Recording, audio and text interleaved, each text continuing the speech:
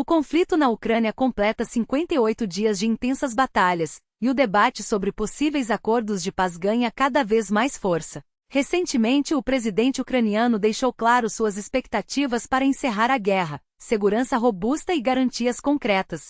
Segundo fontes citadas pelo Bloomberg, Kiev estaria disposta a negociar um cessar-fogo caso a neutralidade do país fosse assegurada, seu poderio militar reduzido e houvesse compromissos formais de não agressão por parte da Rússia. No entanto, Moscou insiste em manter sob seu controle cerca de 20% do território ucraniano ocupado.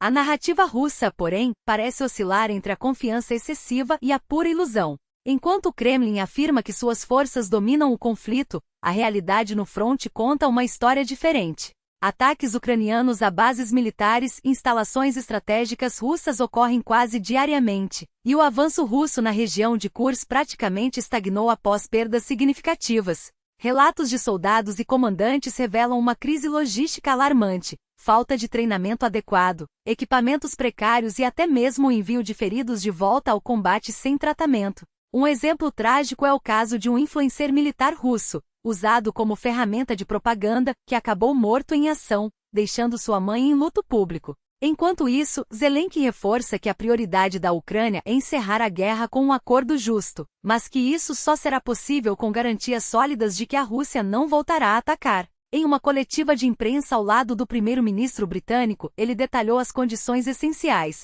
adesão à OTAN, apoio militar contínuo e a presença de tropas aliadas em solo ucraniano. A expectativa é que essas questões sejam discutidas em um futuro encontro com Donald Trump, após sua posse. Ainda não há data definida, mas as equipes já trabalham nos detalhes do encontro. No entanto, especialistas alertam que um acordo imediato é improvável. Fontes próximas ao governo americano estimam que as negociações podem se estender por meses ou até mais, contrariando a promessa de Trump de resolver o conflito em questão de dias. Um representante dos Estados Unidos chegou a mencionar um prazo de até 100 dias para um possível acordo, mas as divergências são profundas. Enquanto isso, conselheiros de Trump defendem a exclusão da Ucrânia da OTAN, ao menos no curto prazo, e a manutenção das linhas de frente atuais, congelando o conflito. Do lado russo, as exigências são ainda mais duras.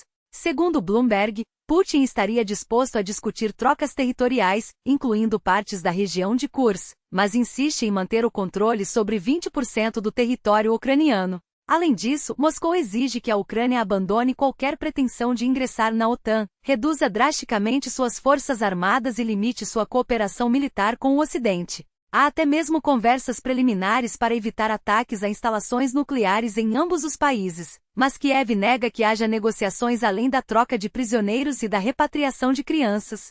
Se as condições russas forem mesmo essas, a Ucrânia jamais as aceitará. Afinal, a história já provou que acordos de paz sem garantias reais não impedem novas invasões. A única defesa eficaz contra agressões é uma força militar robusta capaz de deter o inimigo. E foi exatamente isso que as forças armadas ucranianas demonstraram nos últimos 3 anos. Apesar de todos os esforços, Putin não alcançou nenhum de seus objetivos iniciais. Não conquistou as regiões que anexou ilegalmente e, ao que parece, estaria disposto a abrir mão delas, ignorando até mesmo sua própria Constituição. Diante disso, a Ucrânia não tem motivos para ceder. A questão agora é até onde Trump estará disposto a pressionar por um acordo que, na prática, significaria uma rendição disfarçada. Enquanto isso, o mundo acompanha, esperando que a diplomacia prevaleça, mas sem esquecer que, sem força militar, qualquer promessa de paz pode ser apenas mais uma ilusão. Exigir concessões que, na prática, equivalem a uma capitulação. E as estratégias para alcançá-las podem ser as mais diversas. Trump poderia, por exemplo, condicionar o apoio ocidental a um acordo nos termos que ele mesmo propõe, ou, caso contrário, intensificar o envio de armamentos à Ucrânia, liberar ataques de longo alcance contra alvos em território russo e até mesmo pressionar por uma escalada militar sem precedentes. Mas, no fim das contas, nem mesmo sua própria equipe parece ter clareza sobre qual caminho seguir. O que se vê hoje no fronte é um conflito que já não se decide por manobras táticas ou avanços territoriais, mas sim pelo desgaste implacável de recursos, vidas e paciência. A Rússia, apesar de seus esforços propagandísticos, não domina o campo de batalha. Seus avanços são mínimos, algumas centenas de quilômetros quadrados aqui, outras perdas ali. Enquanto a Ucrânia, mesmo sob pressão, ainda consegue recuperar posições estratégicas. As perdas russas em pessoal e equipamento são devastadoras, 2-3 vezes maiores que as ucranianas.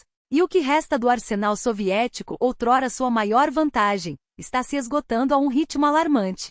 Satélites e dados de inteligência confirmam. Os estoques de mísseis, veículos blindados e munição estão em níveis críticos. Moscou luta não por vitória, mas por sobrevivência, sacrificando sua economia, seu futuro e milhares de vidas em uma guerra que já consumiu até mesmo sua capacidade de repor o que perde. Enquanto isso, a Ucrânia não recua. A cada noite, drones e mísseis atingem refinarias, depósitos de combustível e bases militares em solo russo, minando a logística do invasor. Na madrugada de 14 de janeiro, um ataque ucraniano danificou pelo menos um reservatório de petróleo em Radensk, no sul da Rússia. No dia seguinte, alvos na região de Tula sofreram danos em instalações industriais, incluindo um depósito de combustível em Ushovsk, apesar das alegações russas de que todos os drones teriam sido interceptados. Em Voronezh, uma base de armazenamento de petróleo foi incendiada após a queda de destroços, e em Lipetsk, ataques aéreos atingiram uma instalação militar próxima a um campo de treinamento. As evidências são claras. Kiev está expandindo seu alcance, usando drones de longo alcance e mísseis para estrangular a capacidade russa de sustentar a guerra. Viver perto de alvos militares ou energéticos na Rússia se tornou um risco diário. E enquanto Moscou insiste em sua narrativa de superioridade, a realidade é outra. Seus ataques aéreos contra a infraestrutura ucraniana, como os lançados na noite de 15 de janeiro, têm eficácia limitada. Das dezenas de mísseis disparados, a maioria foi interceptada ou desviada, caindo sem detonar. Mesmo quando atingem alvos como um depósito de gás na região de Dnipropetrovsk, os danos são superficiais. As instalações subterrâneas, protegidas por dezenas de metros de terra, permanecem intactas. A estratégia russa parece ser mais psicológica do que militar, criar pânico, interromper o fornecimento de energia e desgastar a resistência ucraniana. Mas até agora os resultados são modestos. A guerra de desgaste favorece quem tem mais recursos, e nesse quesito, o Ocidente ainda tem muito a oferecer. A questão não é se a Ucrânia pode vencer, mas se terá o apoio necessário para sustentar a luta até que a Rússia, exaurida, seja forçada a recuar. Enquanto isso, cada dia que passa reforça uma verdade incômoda: sem pressão militar contínua, sem armas de longo alcance e sem uma estratégia clara para esgotar as forças russas, qualquer conversa sobre paz não passará de uma miragem.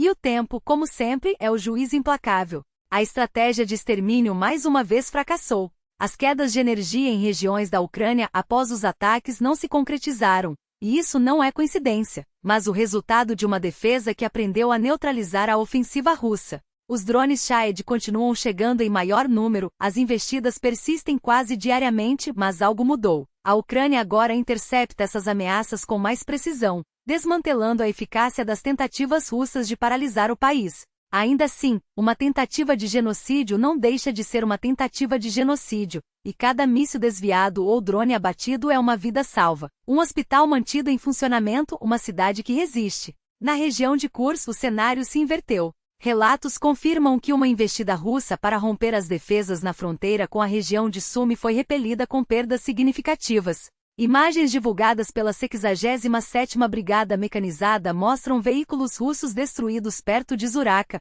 onde o inimigo tentou avançar sem sucesso.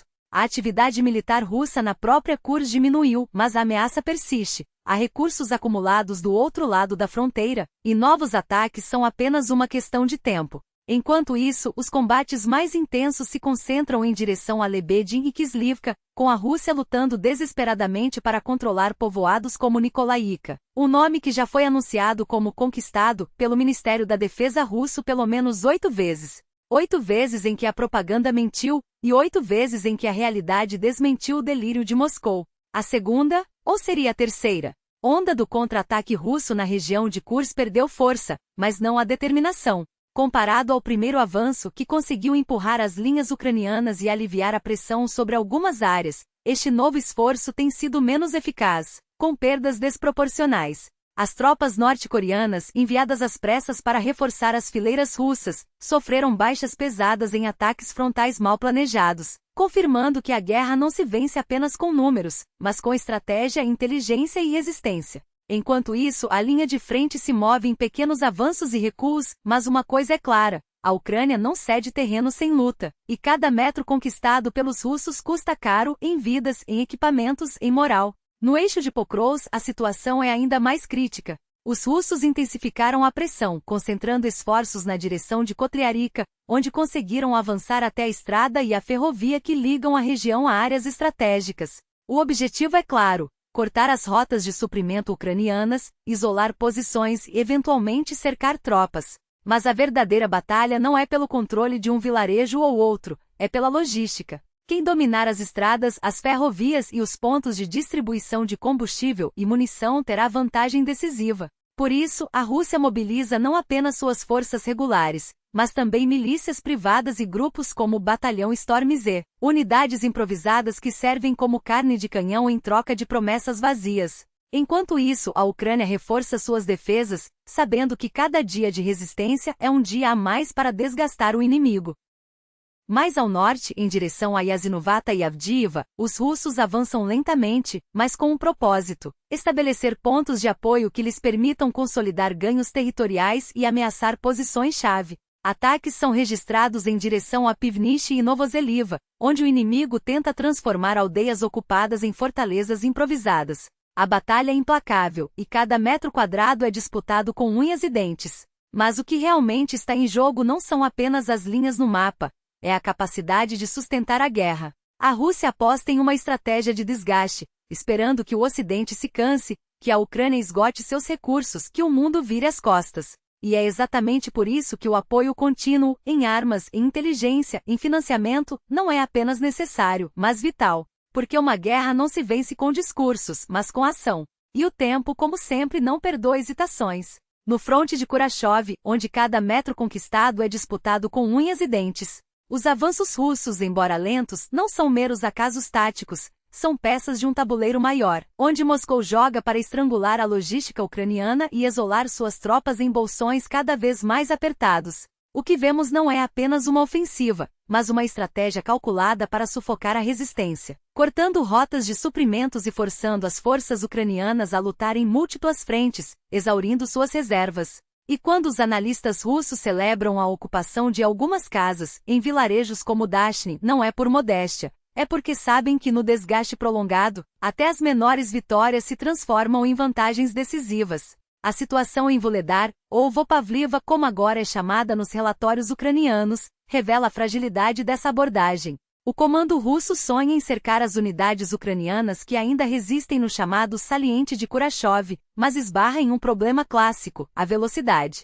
A 110ª Brigada de Fuzileiros Motorizados avança sim, mas com um ritmo que expõe suas próprias fraquezas. A 90ª Divisão de Tanques, que deveria dar o suporte necessário, ainda patina em meio a reforços mal coordenados e terrenos que não perdoam erros. Enquanto isso, a 30ª Brigada de Fuzileiros Motorizados, mantida em reserva, permanece fora do jogo, como uma peça que Moscou hesita em sacrificar, ou simplesmente não consegue mover a tempo. O resultado? Um avanço que custa caro em vidas e equipamentos, mas que não entrega o golpe decisivo. E então a Neskone. As declarações russas sobre sua tomada são, no mínimo, prematuras, mas o perigo é real. As forças ucranianas ali estão sob pressão constante, com o inimigo apertando o cerco pelas bordas norte e oeste do vilarejo. Cada grupo de sabotadores infiltrados, cada drone que sobrevoa as posições, é um lembrete de que a ameaça de um novo Avdiivka, onde tropas foram cercadas e dizimadas, está sempre à espreita. Moscou não precisa conquistar tudo de uma vez, basta criar bolsões de isolamento, forçar retiradas apressadas e transformar vitórias táticas em derrotas estratégicas. E se a ofensiva em direção à Velika Novosilka perdeu fôlego, não significa que o perigo passou. Pelo contrário, é a calmaria antes da tempestade, o momento em que o inimigo reorganiza suas forças para um novo golpe, talvez rumo às fronteiras da região de Dnipropetrovsk, abrindo caminho para uma escalada ainda mais perigosa. Em Torets, a situação é ainda mais crítica. O que começou como uma batalha por quarteirões transformou-se em um pesadelo urbano, onde cada rua, cada prédio, cada porão se tornou um campo de batalha. As forças russas avançam com uma determinação quase suicida, ignorando as baixas em nome de um objetivo claro: estrangular a cidade até que não reste nada além de escombros e rendição. As imagens de drones ucranianos mostram a realidade crua. Posições russas se misturam às ucranianas em um emaranhado de fogo cruzado, onde a linha de frente é tão fluida que um ataque pode vir de qualquer direção. E enquanto Moscou celebra cada metro conquistado, a verdade é que Toretsk está sendo devorada aos poucos, não por genialidade tática, mas pela pura e simples capacidade de absorver perdas e seguir em frente. O mesmo padrão se repete em Chasiv Yar, onde a ofensiva russa se choca contra a resistência ucraniana em um terreno que favorece a defesa. Os avanços são lentos, sangrentos, e muitas vezes revertidos por contra-ataques locais.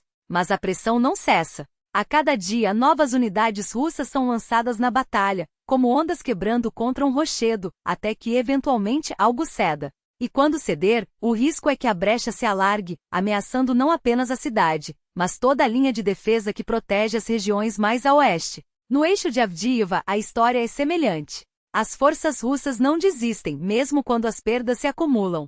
Cada tentativa de cruzar o canal, cada assalto a posições fortificadas, é um teste de resistência e um lembrete de que, para Moscou, o custo humano é secundário. O que importa é manter a Ucrânia sob pressão constante, forçando-a a gastar recursos, homens e munição em uma guerra de atrito que no longo prazo só beneficia um lado, aquele que pode se dar ao luxo de perder mais.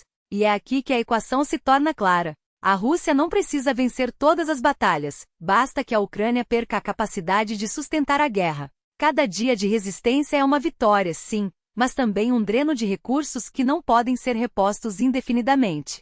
Por isso, o apoio ocidental não é apenas uma questão de solidariedade, é uma necessidade estratégica. Porque se a Ucrânia cair, não será por falta de coragem, mas por falta de meios. E quando isso acontecer, o preço a pagar não será medido apenas em territórios perdidos, mas em um mundo onde a impunidade se torna a nova regra, onde a força bruta vence, e a lei do mais forte dita o futuro. A escolha é clara, agir agora ou pagar depois com juros. E a verdade é que a guerra não se vence apenas com bravura, ela exige recursos, logística e, acima de tudo, uma estratégia que não deixe os combatentes à própria sorte. Cada drone que sobrevoa as linhas ucranianas, cada quilômetro de território disputado, cada vida salva ou perdida depende de algo tão básico quanto um sinal de internet.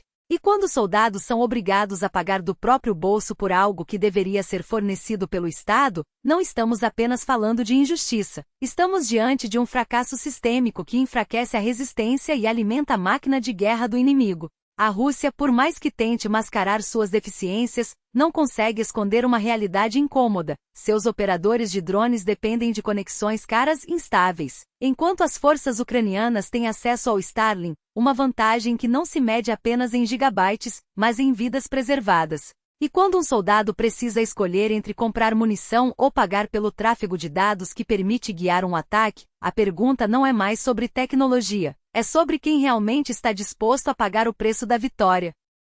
Mas o problema não para nos drones. A eficácia das operações ucranianas esbarra em obstáculos que poderiam ser resolvidos com uma liderança mais ágil e menos burocrática. Comandantes que adiam decisões, que subestimam o potencial dos drones pesados ou que permitem que condições climáticas ditem o ritmo das batalhas estão, na prática, entregando vantagens ao inimigo. Enquanto isso, a Rússia avança em soluções improvisadas, como redes de interceptação para drones, mesmo que ainda limitadas, porque entende uma coisa simples: a guerra moderna não espera por melhores condições. Ela exige ação imediata, inovação constante e, sobretudo, a coragem de assumir riscos calculados. E é justamente essa capacidade de adaptação que tem colocado a Ucrânia à frente em algumas frentes. O uso de drones equipados com espingardas de caça, por exemplo, não é apenas uma solução criativa, é uma demonstração de como a necessidade pode gerar inovação. Com um único disparo de chumbo, esses drones conseguem neutralizar drones de reconhecimento russos ou até mesmo atingir alvos terrestres,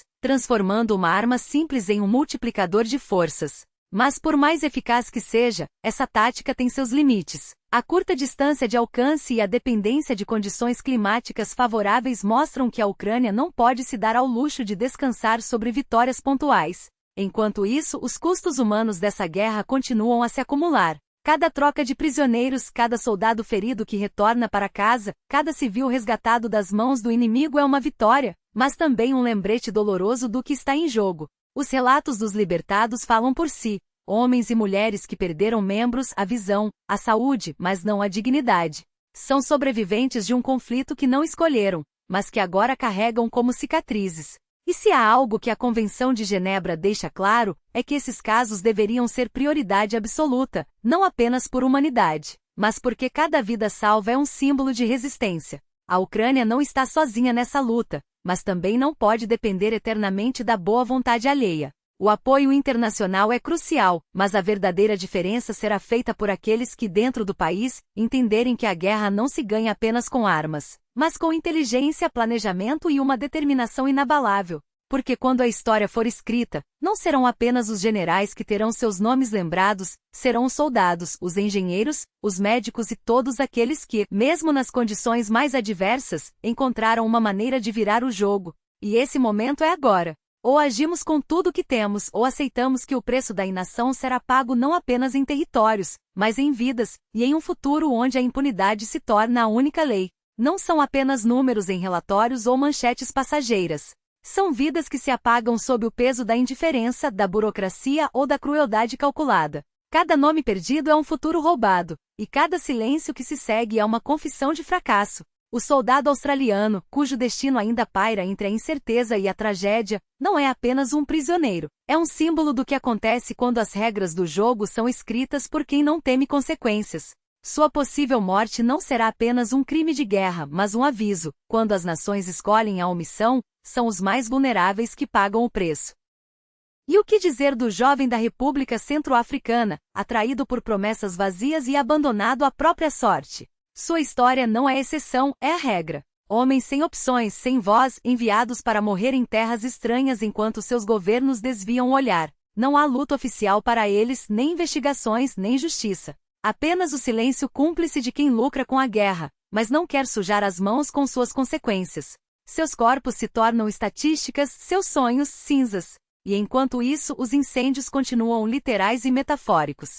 O fogo que consumiu o armazém em Viborg não destruiu apenas suprimentos. Destruiu a confiança de quem acreditava que seu esforço faria diferença. Cada colete à prova de balas queimado, cada medicamento perdido, cada ração que não chegará às trincheiras é um golpe na linha de frente. E quem ateia essas chamas? Um jovem desorientado? Um agente provocador? Ou apenas mais um sintoma de um sistema que prefere queimar seus próprios recursos a admitir que algo está podre em seu cerne? Não importa. O resultado é o mesmo: vidas em risco, moral abalado, e a sensação de que não importa o que façam, alguém sempre encontrará uma maneira de sabotar o esforço. E então há os erros que custam caro demais. O oficial da PVO que confundiu um helicóptero amigo com um alvo inimigo não cometeu apenas um deslize. Ele expôs a fragilidade de um sistema que prioriza a obediência cega em vez da competência. Quantos mais morrerão porque alguém em algum lugar decidiu que apertar o botão primeiro é mais importante do que ter certeza? A Rússia gasta fortunas em propaganda, em desfiles, em discursos sobre soberania e grandeza, mas não consegue garantir que seus próprios soldados não sejam abatidos por fogo amigo. Enquanto isso, as redes pró-guerra se perguntam: onde estão as consequências? Onde está a responsabilização? A resposta é simples: não há. Porque quando o sistema é projetado para proteger os incompetentes, os criminosos e os covardes, a justiça se torna uma ilusão. E a Ucrânia, mesmo em meio à guerra, não está imune a seus próprios demônios. Os relatos de especialistas das forças aéreas sendo transferidos à força para unidades de infantaria não são apenas casos isolados, são um sintoma de uma crise maior. Quando os talentos são desperdiçados, quando a experiência é ignorada, quando as decisões são tomadas por burocratas em vez de estrategistas, o resultado é previsível: ineficiência, desmoralização, derrota. Cada piloto, cada técnico, cada engenheiro realocado à força é uma arma que deixa de ser usada no momento em que mais se precisa dela. E enquanto os generais discutem protocolos, os soldados pagam o preço. A guerra não é feita apenas de batalhas. É feita de escolhas, e cada escolha tem um custo. Escolher ignorar um prisioneiro em perigo é permitir que a impunidade se espalhe. Escolher enviar homens despreparados para a linha de frente é assinar suas sentenças de morte. Escolher queimar suprimentos em vez de distribuí-los é sabotar o próprio esforço de guerra. E escolher fechar os olhos para a incompetência é garantir que os erros se repitam, uma e outra vez, até que não reste mais nada a perder. O momento de agir é agora. Não com palavras vazias, não com promessas que nunca serão cumpridas, mas com ações concretas. Cada vida salva, cada erro corrigido, Cada injustiça enfrentada é um passo em direção a um futuro onde a guerra não seja sinônimo de desperdício e impunidade. Porque no fim, não serão as bandeiras ou os hinos que definirão quem venceu, serão as vidas preservadas, as lições aprendidas e a coragem de dizer: chega, não permitiremos mais isso. E esse dia precisa começar hoje. Eis a realidade que ninguém ousa encarar de frente. A guerra não se vence apenas com armas, mas com estratégia, respeito pela vida humana e uma estrutura que funcione. Quando comandantes são forçados a escolher entre cumprir ordens cegas ou preservar seus homens, algo está profundamente errado. Não se trata de covardia, mas de um sistema que falha em proteger aqueles que deveriam ser sua maior prioridade. E o preço dessa falha não é pago em números frios de relatórios, é pago em sangue, em famílias destruídas, em soldados que voltam para casa em caixões ou com feridas que jamais cicatrizarão. Veja o absurdo. Especialistas treinados por anos, engenheiros médicos, técnicos em logística, operadores de drones, são arrancados de suas funções e jogados em frentes de batalha sem preparo. Ou pior, são substituídos por combatentes apressadamente treinados em cursos de 3 dias, como se um manual resumido pudesse substituir a experiência de quem sabe operar um sistema de defesa aérea ou coordenar um ataque de precisão. É como trocar um cirurgião por um aprendiz de enfermagem e esperar que a operação seja um sucesso. A consequência? Unidades desfalcadas, missões fracassadas e vidas perdidas por decisões que priorizam a burocracia em vez da eficiência. E o que dizer dos soldados feridos, abandonados à própria sorte? Dos que são declarados aptos sem exames, enviados de volta à linha de frente com ossos quebrados e ferimentos abertos, como se a dor fosse um detalhe irrelevante. Dos que compram com seu próprio dinheiro medicamentos, coletes e rádios porque o Estado falhou em fornecê-los. Isso não é guerra, é negligência criminosa. Cada comandante que assina uma ordem dessas, cada oficial que fecha os olhos para a corrupção ou a incompetência, carrega nas mãos o peso de vidas ceifadas. Não são erros, são crimes. E crimes exigem responsabilização. A Rússia, por sua vez, expõe sua podridão sem pudor. Basta ouvir os relatos dos próprios soldados, unidades inteiras enviadas ao fronte sem treinamento, sem equipamento, sem comida. Feridos deixados para morrer por falta de evacuação, comandantes que tratam seus homens como descartáveis. É um exército que se alimenta da desesperança, onde a lealdade é substituída pelo medo e a disciplina, pela brutalidade. E o mais assustador? Nada disso é surpresa. É um padrão. Um sistema que prefere sacrificar seus próprios soldados a admitir falhas. Mas há uma escolha. Podemos continuar fingindo que esses problemas são casos isolados, ou podemos exigir mudanças reais. Auditar as forças armadas, identificar os pontos críticos, proteger os especialistas essenciais e punir quem transforma a guerra em um negócio sujo. Podemos parar de criar brigadas improvisadas com recrutas sem preparo e, em vez disso, fortalecer as estruturas existentes. Podemos garantir que nenhum soldado seja enviado ao combate sem um mínimo de condições para sobreviver. A diferença entre a derrota e a vitória não está nos discursos inflamados, mas nas ações que salvam vidas. Não são as medalhas ou os desfiles que definirão nossa história, mas a coragem de dizer: basta. Basta de desperdiçar recursos. Basta de sacrificar inocentes. Basta de permitir que a impunidade reine. O futuro não se constrói com palavras, mas com decisões. E essas decisões começam agora. Eis a realidade que ninguém ousa mostrar nos noticiários oficiais. Atrás dos heróis fabricados pela propaganda, há apenas homens comuns, jogados em uma guerra que não escolheram, com promessas vazias e equipamentos que não protegem. O caso do sargento Andrei Semenov não é exceção, é a regra. Um rosto estampado em cartazes, um símbolo de patriotismo, um pai que jamais conhecerá seu filho. A mesma máquina que o glorificou em vida agora enterra sua memória sob o peso de mentiras, enquanto sua família chora um futuro roubado.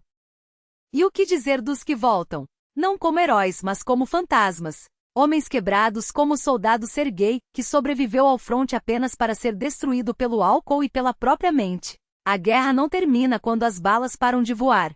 Ela se instala nos pesadelos, nas mãos que tremem, nas noites em que a culpa e a vergonha são os únicos companheiros.